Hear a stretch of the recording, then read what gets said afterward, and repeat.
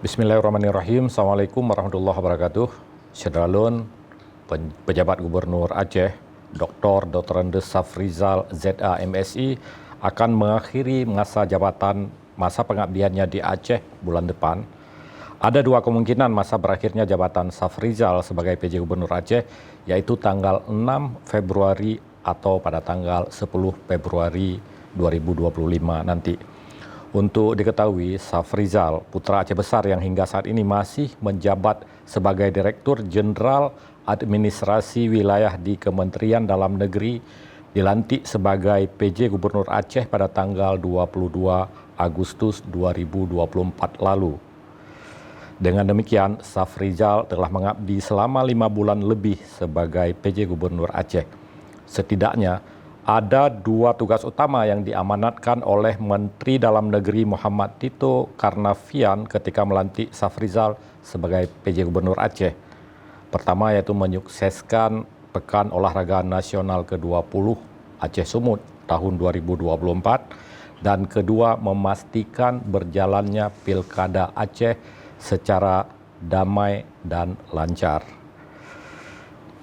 Malam ini kami secara khusus datang bertamu ke Meligo Gubernur Aceh untuk berbincang-bincang sejenak dengan Bapak PJ Gubernur Aceh tentang apa sih yang telah dilakukan, karena bukan cuma dua agenda utama yang diamanahkan Mendagri, tapi tentu banyak hal yang dilakukan oleh Pak Safrizal selama 5 bulan lebih di Aceh.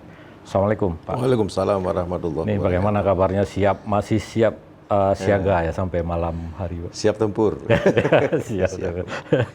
Alhamdulillah. Ini saya tahu kami Pak, waktu pelantikan dulu ada dua tugas utama ya. Kami baca-baca itu ada 2 tugas, yaitu PON, kemudian memastikan pilkada aman dan lancar, dan alhamdulillah kita tahu bahwa itu sukses dua-duanya. Apakah selain itu tugas prioritas lainnya dibebankan pada saat itu Pak? Ya,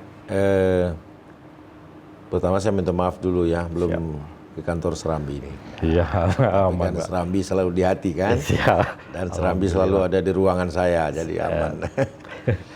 Saya ingin bercerita bahwa memang seorang pejabat kepala daerah yang ditugaskan menjelang pemilihan kepala daerah, ya, kalau di Aceh ditambah ada event besar seperti Pekan Olahraga Nasional, itu priority, tugas utama yang harus diselesaikan karena temponya yang sangat dekat.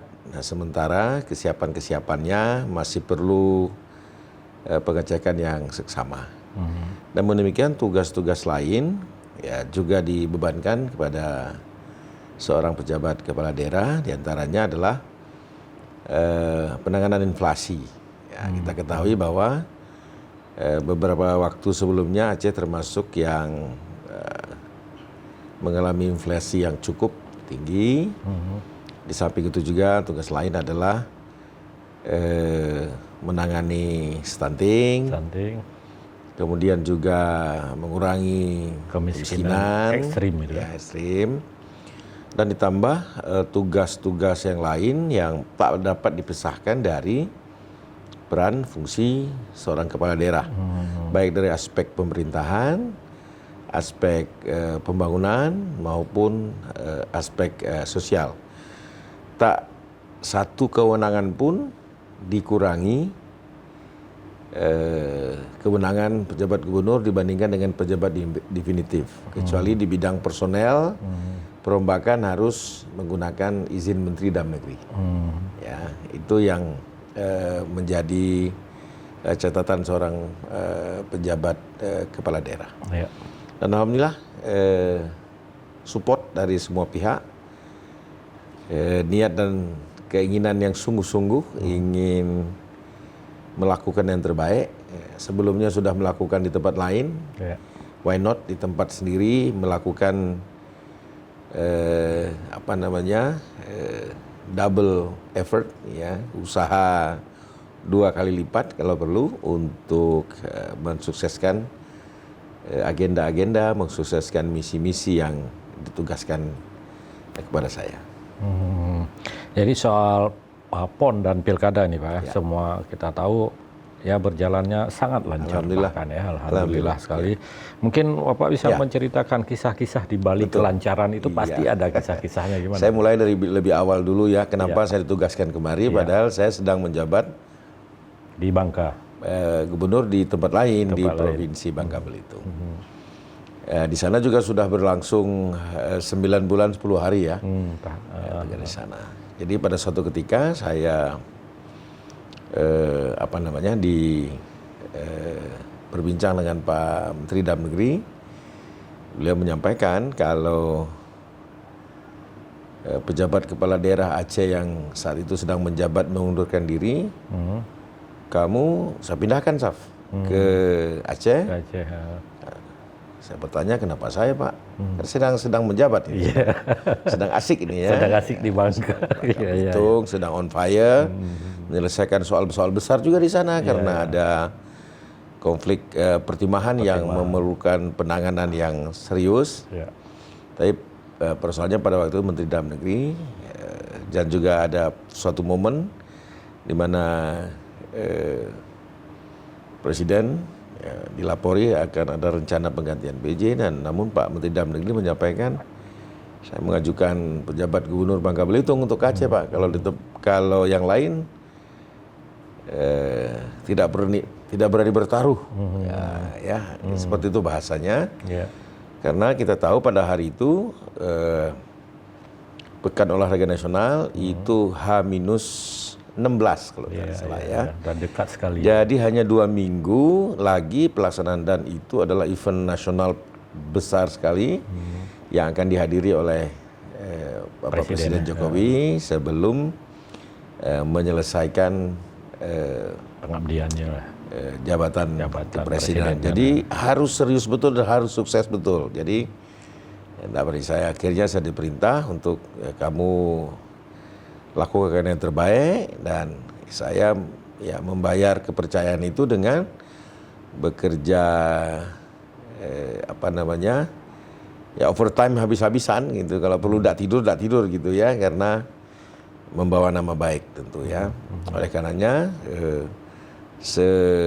kedatangan kami di Aceh, tentu yang harus dilakukan adalah memetakan semua soal dulu sebelum kemudian menyelesaikan satu persatu. Jadi kita tidak bisa berbuat sesuatu kalau kita tidak tahu soalnya. Pas ketika waktu saya datang kemari ternyata venue belum selesai, banyak venue yang belum selesai gitu. Tapi tetap saya harus memberikan optimisme kepada publik bahwa ini akan selesai.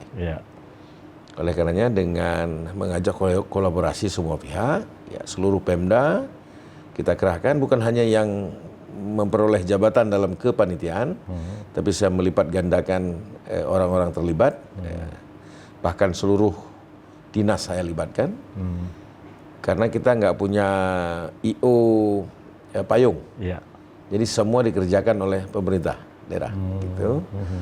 Kemudian melibatkan Forkopimda setempat, melibatkan masyarakat, melibatkan dunia usaha, dunia seni, ya.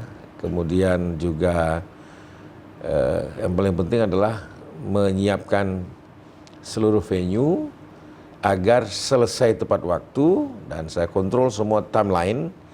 Dan satu venue bisa 2-3 kali saya kontrol, karena dan itu tak harus direncanakan anytime. Jadi kontrolnya sangat ketat, dan kalau ada soal itu tak berlama-lama, harus diputuskan di tempat. Karena tidak ada waktu untuk terlalu banyak untuk diskusi, tapi harus segera diputuskan. Dan alhamdulillah sampai dengan acara pembukaan berlangsung dengan cukup lancar. Prediksi-prediksi akan terjadi soal-soal di titik-titik itu semua berhasil dipecahkan, dikendalikan, dan alhamdulillah banyak dari dari pengunjung menyatakan wah ini menakjubkan Aceh bisa menyelenggarakan seperti ini, padahal kita baru pertama ini menyelenggarakan, dan alhamdulillah banyak program-program yang kita buat memanfaatkan PON ini untuk merubah persepsi publik Tentang Aceh. nasional tentang Aceh, dan kita manfaatkan betul. Karena mencari momen sebesar ini dengan belanja triliun ini tentu tak mudah, dan ya kalau untuk PON sendiri mungkin tak berulang 20, 30, 40 tahun Bisa lagi, karena 100 orang tahun, akan karena orang juga berkeinginan untuk menyelenggarakan begitu. Lalu disambung dengan pilkada, Pak. Ya, setelah paripurna PON kan PON tagline-nya sukses penyelenggaraan, alhamdulillah sukses sampai dengan penutupan. Ada kekurangan di awal-awal, kemudian juga ada kekurangan karena serangan bencana begitu. Tapi responnya yang penting itu cepat. Kalau di awal-awal dari kontingen ada komplain 30, seminggu terakhir tidak ada komplain, justru apresiasi yang kita petik, dan itu kita minta testimoni kepada semua orang bahwa Anda puas. Dan saya menggunakan trik-trik agar layanan yang diberikan kepada para kontingen itu layanan prima. Saya memberi tagline sebagai Aceh Hospitality, sebagai bahasa internasional untuk pemulia Jameh. Ya, dengan perilaku tertentu, dengan layanan tertentu, dengan sikap tertentu, sehingga pulang orang ke Aceh lalu kangen ingin pulang dari Aceh lalu kangen ingin kembali ke Aceh. Ternyata Aceh itu quietly different, dan citra yang berkembang di luar sana, dan alhamdulillah ini bisa kita pelihara terus. Lalu ke pilkada. Tak lama itu, selisihnya tak lama. Belum selesai nafas PON karena kita sukses penyelenggaraan, sukses prestasi. Lalu kita minta sukses administrasi juga. Kan masih audit, selesaikan audit baru bayar gitu. Semua sukses, lalu kita sambung dengan pilkada. Itu juga menakjubkan. Nah, ini di luar perkiraan juga. Upaya memang sudah kita lakukan, tapi kita nggak membayangkan cool ini, sesukses ini, seadem ini, karena prediksi orang-orang di luar sana kalau pilkada di Aceh ada 1-2 bom meledak, ada orang kena tembak, ada orang meninggal, ada orang pengalaman pilkada pilkada sebelumnya.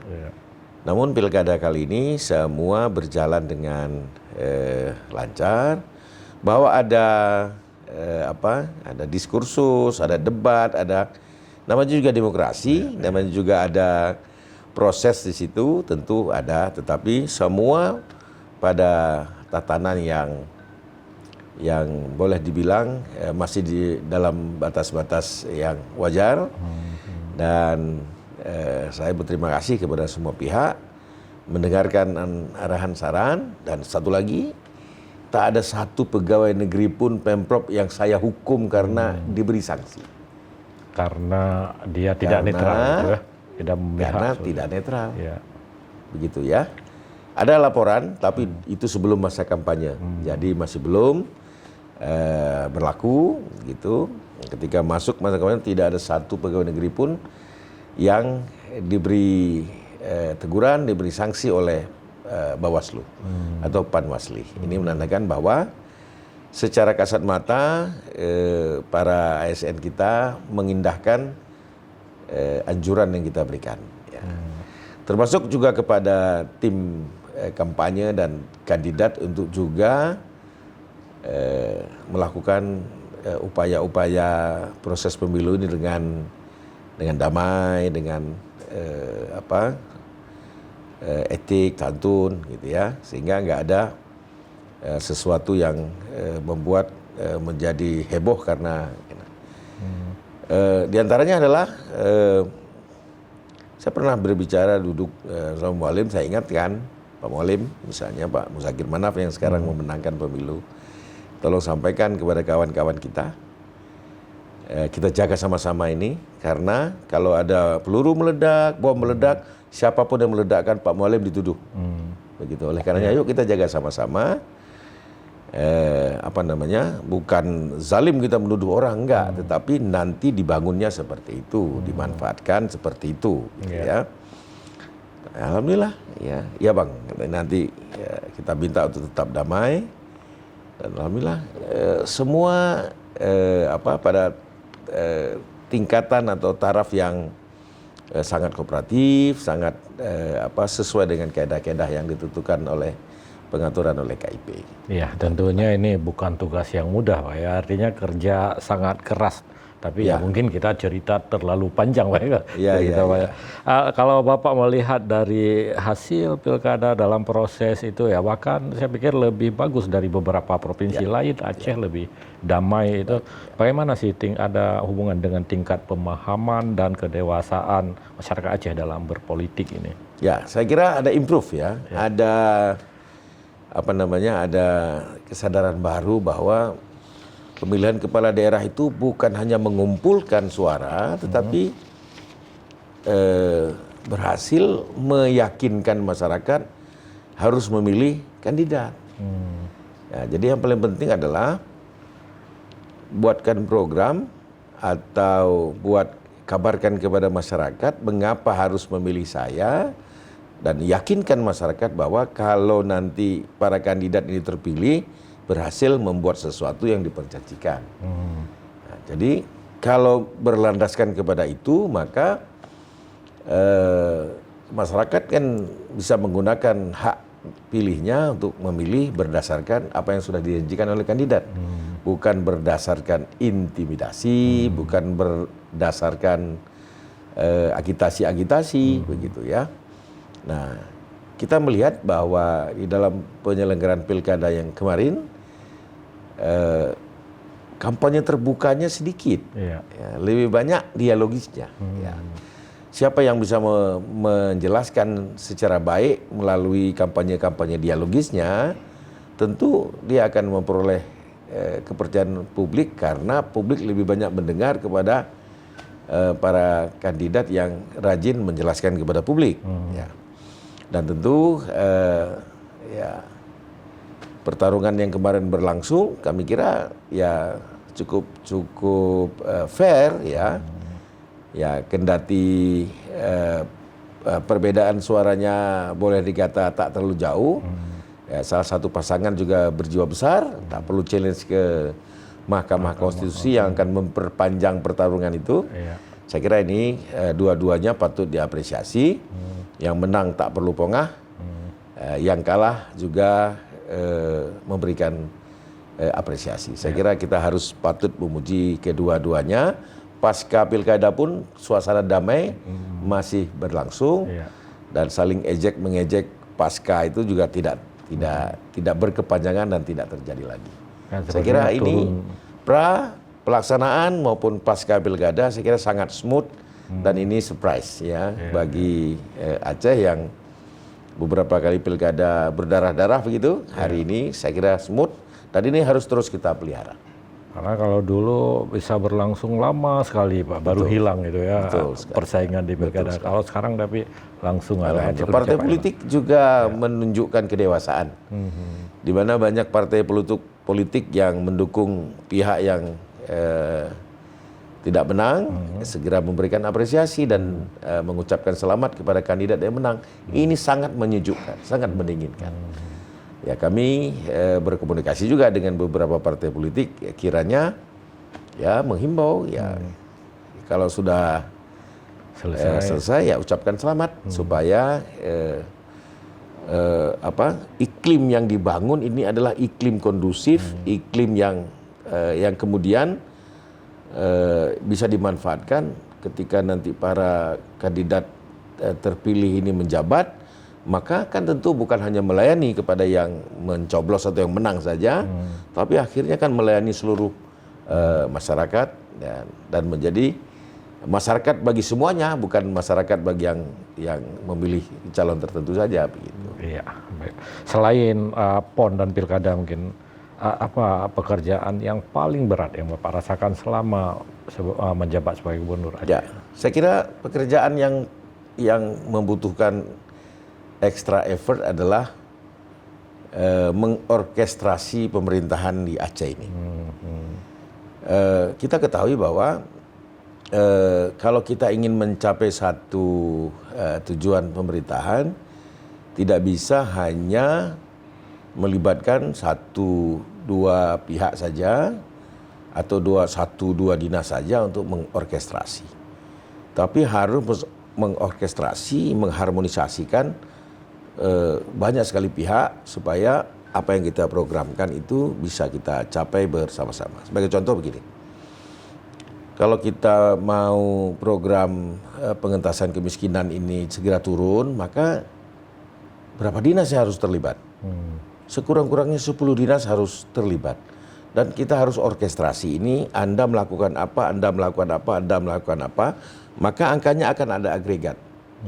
Tidak bisa kita membiarkan dinas ini melakukan sendiri, dinas ini melakukan tanpa ada orkestrasi, tanpa ada keterpaduan. Memadukan target seperti ini kan membutuhkan effort yang cukup keras, apalagi kalau para dinas-dinas ini terbiasa lonely ranger, sendirian, pejuang sendirian, bekerja sendiri. Tapi sekarang enggak, semua dilakukan oleh kelompok-kelompok. Kalau dia penurunan kemiskinan, maka kelompok penurunan kemiskinan ini harus bekerja keras, menggunakan data yang saintifik untuk mengambil keputusan, mengambil kebijakan. Tidak bisa pakai rasa-rasa atau kira-kira, bekerja sama dengan instansi vertikal. Saya misalnya dalam menangani sesuatu selalu berbasis angka dari BPS. Ya, saya setiap ada undangan rapat di BPS mesti hadir. Kalau tidak bisa hadir langsung, saya hadir by virtual untuk memastikan bahwa angka-angka yang disampaikan itu dengan program yang kita laksanakan match. Kalau enggak, saya harus belokkan program. Jangan sampai sakit kepala ngobatin kaki. Nah, jadi program kita harus menekel persoalan yang berhasil diidentifikasi oleh angka-angka statistik. Demikian juga inflasi. Juga sama juga, beberapa dinas harus bekerja sama dan harus monitor detail apa saja yang penyebab angka inflasi, dan we should know exactly the problem. Jadi harus tahu detail apa soalnya. Dan ini membutuhkan kecermatan, kemudian ya kerja keras harus, ya nggak ada jamnya. Yeah. Nah ini yang kita lakukan. Ada kesulitan pasti ada, karena sebelumnya mungkin, ya saya juga tidak tahu pasti, mungkin tak terbiasa bekerja dalam keterpaduan. Ya. Nah, dengan ini barangkali bisa menjadi contoh berikutnya, kalau mengerjakan sesuatu harus sama-sama dari berbagai unsur sektor, bukan saja dari Pemda, ya, tapi juga dengan instansi vertikal, dengan Forkopimda, dengan kelompok-kelompok masyarakat, dengan LSM. Nah, kita lakukan keterpaduan. Kira-kira begitu. Kalau tentang dengan proyek strategis nasional ya, PSN ini tentang tol, Waduk Kerto, itu bagaimana? Baik. Memang ada beberapa proyek nasional kita yang belum tuntas, belum selesai. Dan kita fasilitasi, ya, tidak semua dapat kita biayai atau kita kerjakan karena kewenangannya ada pada level nasional. Tapi kita fasilitasi.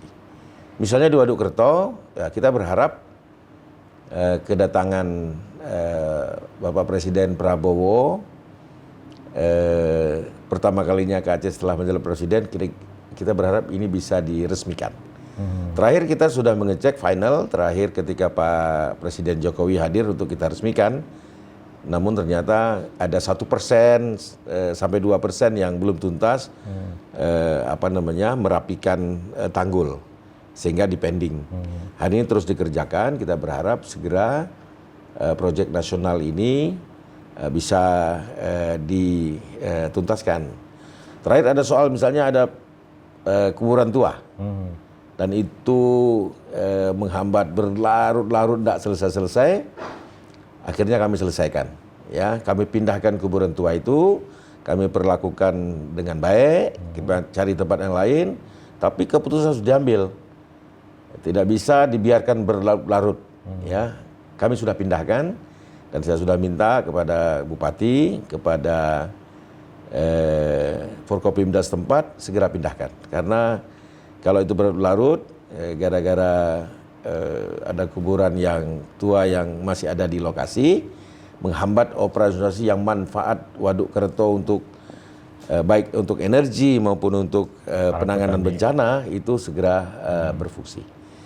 Harapan kita kalau ini sudah 99% kita berharap segera selesai. Untuk tol ya memang ruas yang terakhir ini yang belum. Ruas terakhir itu ada beberapa ruas yang ganti ruginya masih klaim, ya masih klaim. Mudah-mudahan ini segera bisa diselesaikan. Kalau tidak bisa, kita harus ambil keputusan untuk konsinyasi meletakkan ganti rugi di pengadilan agar ini bisa segera operasional. Tapi secara fisik memang beberapa bahagian belum selesai, diantaranya pemasangan pagar-pagar yang ada jurangnya, kemudian juga trase, ada beberapa yang tebing-tebing di dekat tol itu terlalu tegak, ya, sehingga ada kerawanan, dan ini harus juga diperbaiki. Dan tentu saja harapan kita ini semua bisa diselesaikan dan dalam waktu singkat pula ini bisa segera di operasi. Siap, Pak. Ini kan untuk bisa karena ada proses transisi juga, mungkin pengalaman ini perlu Bapak sharing ya, supaya untuk bisa juga menjadi masukan untuk pemerintahan ke depan dalam melaksanakan tugas ini. Mungkin pasti ada kendala-kendala ya Pak. Nah, kira-kira apa saja sih kendala ini Pak? Ya, mengawal proses transisi ini bahasanya seru ini transisi. Ya sebenarnya yang dimaksud dengan transisi adalah kesiapan kepada pemerintah atau kandidat terpilih untuk menjalankan segera pelantikan dan menjalankan wewenang setelah pelantikan. Kami kira yang paling penting adalah menyiapkan acara pelantikan itu sendiri. Baik secara administrasi, peng-SK-an ini semua tepat waktu, ya semua saya fasilitasi, bahkan saya antar sendiri ke Kementerian Dalam Negeri bersama dengan DPRA, dan saya pertemukan dengan Menteri dan Wakil Menteri di Jakarta, dan saya lakukan ini untuk memberi pesan bahwa tidak ada maksud PJ itu melama-lamakan itu. Sooner better, semakin cepat makin baik. Tetapi tentu keputusan soal jadwal itu ada di pemerintah. Kita sudah sampaikan dan semua administrasi yang dibutuhkan sudah terkirim sepenuhnya, tinggal PSK-an. Senin depan kita sudah melakukan gladi persiapan untuk rapat-rapat proses pelantikan, kemudian juga untuk memudahkan para gubernur terpilih dan terlantik itu melaksanakan tugas. Tim RPJM sudah dibentuk. Saya harap segera saya bisa launching pelaksanaan tugasnya, tapi tim tidak usah nunggu lama-lama.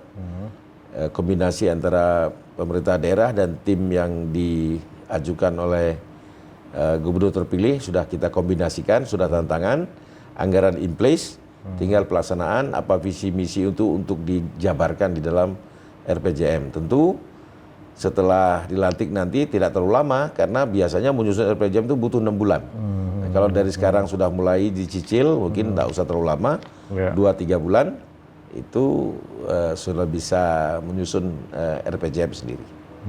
Ya. Itu sudah siap ya nanti tim ini sudah ditandatangani. Sudah saya tandatangani dan sudah berlaku. Sudah berlaku. Ya. Mereka sudah bekerja. Pertemuan-pertemuan kecil sudah berlangsung. Ya.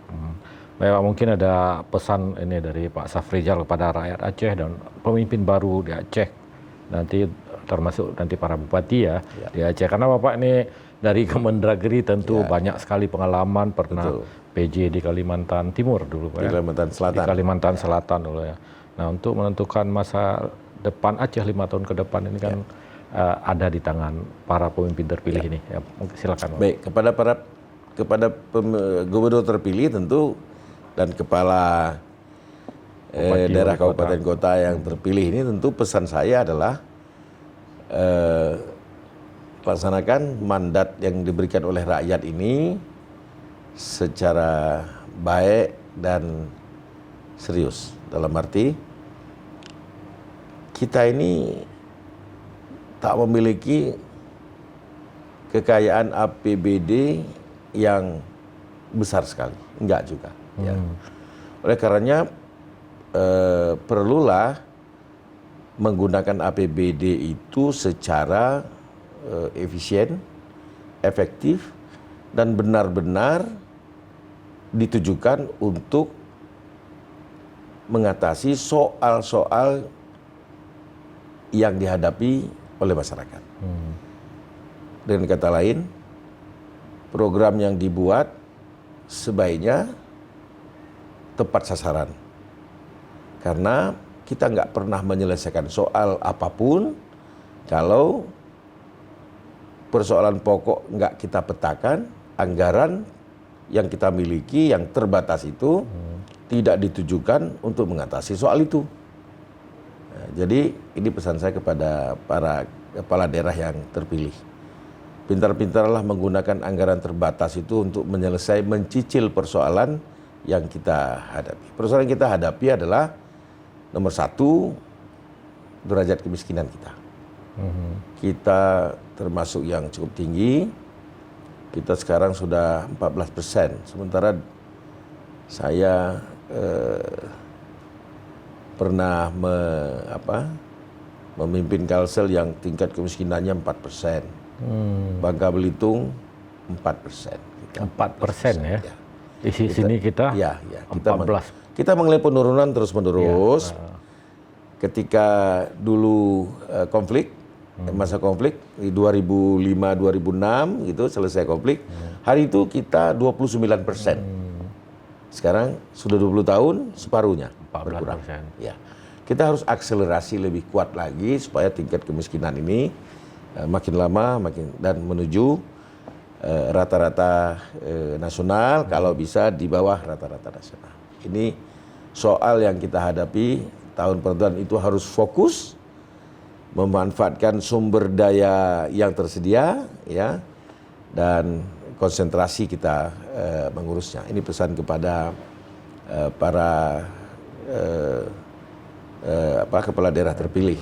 Nah, tentu bukan hanya soal ekonomi, ya, ada soal sosial di situ, soal syariat Islam, ada soal budaya, dan yang lebih penting adalah soal karakter. Pejabat kepala daerah nanti, apakah gubernur, bupati, wali kota, harus mampu menularkan, menginspirasi tentang karakter keacehan. Apa karakter Aceh? Pekerja keras, pejuang keras, jujur, kemudian disiplin. Ini karakter ini terus harus kita diseminasikan, kita inspirasikan kepada masyarakat kita, karena dengan begitulah maka kita bisa terlebih di hati rung dunia. Bukan saja karena potensi yang diberikan Allah Subhanahu wa taala kepada kita, kekayaan, tapi karena kekayaan budaya dan karakter kita. Karena kalau nggak ada itu, maka apa gunanya kita kaya tapi kita dalam situasi yang sosial yang nggak baik, termasuk tentang implementasi syariat Islam. Mungkin tentu juga dengan berbaik-baik ya, dengan sesama dan juga dengan pusat, ya Pak ya. Termasuk berkomunikasi, berempati, hubungan baik ya Pak ya. Terakhir Pak, ini setelah selesai masa tugas sebagai PJ Gubernur Aceh, nanti Bapak akan kembali ke sebagai posisi di Dirjen Bina Wilayah, Administrasi Wilayah di Kemendagri. Nah tentu ini sebagai putra Aceh juga, putra Aceh besar lagi ini, tentu nggak boleh lepas begitu saja tentang Aceh. Kalau mungkin selesai pulang di sana, itu kira-kira apa nanti bentuk kontribusinya ke Aceh? Selesai paripurna tugas di Aceh ini, kembali bertugas sebagaimana biasa. Dan terus terang saya sendiri sudah meninggalkan sedikit banyak tugas sebagai dirjen, sudah hampir 2,5 tahun ini ya. Jadi sudah cukup lama. Saya akan kembali in place bertugas, dan terus terang saja tak pernah lekang lah Aceh itu di hatiku Pak, gitu ya. Karena ya satu darahnya Aceh. Sejak MOU Helsinki mulai disusun, penyusunan UPA, penyusunan peraturan tindak lanjut UUPA, fasilitasi penyusunan kanun, bahkan sampai sehari ini menjadi pejabat gubernur tak pernah lepas partisipasi saya kepada penyandang Aceh. Dan setelah ini juga sama. Jika saya bisa berkontribusi kepada kemajuan Aceh, saya akan lakukan. Ya, dari dulu juga enggak pakai bayaran Bapak. Jadi enggak pakai harus ada honornya nih, enggak ada Pak. Jadi kontribusi saya kepada tanah kelahiran, kepada Aceh Lun Sayang. Siap memberikan kontribusi, mendukung gubernur dan kepala daerah kabupaten kota terpilih untuk melayani masyarakat, ya, untuk memberikan upaya-upaya terbaik bagi masyarakat. Tentu siap melayani kalau mereka butuh konsultasi ini. Anytime. Siap membantu. Terima Dan kasih. itu juga sudah saya lakukan baik secara personal maupun secara institusional kelembagaan. Baik, terima kasih luar biasa. Terima kasih banyak Pak PJ Gubernur Aceh Pak Safrizal atas waktu yang diberikan kepada kami. Semoga Alhamdulillah, terima kasih. Allah senantiasa mencurahkan berkah dan Amin. karunia pada Amin. kita. Amin. Syadaralun, saya Zainal Arifin bersama Bapak PJ Gubernur. Kami mohon undur. Insya Allah kita berjumpa di lain kesempatan. Allahul muwafiq ila aqwamit thariq. Assalamualaikum warahmatullahi wabarakatuh. Download Tribun X sekarang. Menghadirkan lokal menjadi Indonesia.